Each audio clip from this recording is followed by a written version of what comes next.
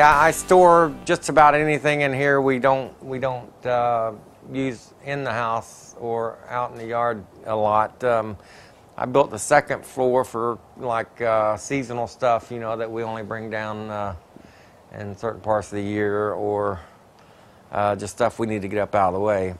But as you can see, I store a little bit of everything in here. Me and one of my brothers did the concrete.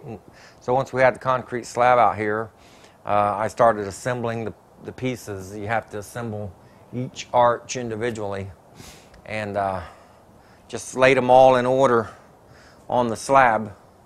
And then once we had all the pieces put together, took about 6 or 7 of us to, we created a pulley system that would raise them and stand one section at a time, and as we stood them, we would screw them together, and just started in the back and went to the front. You know, that process took maybe a day and a half.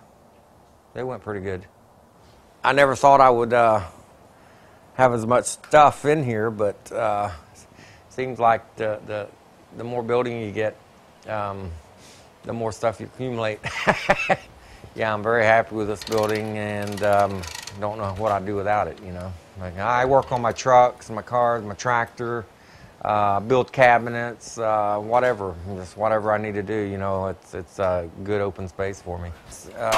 You know, it's a very sturdy, strong building. Matter of fact, I've told my wife if a hurricane or something come through, I think we'd get out of the house and come out here in this.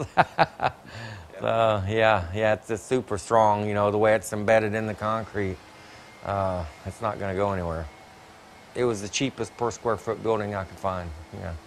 Yeah, and I'm very happy with it.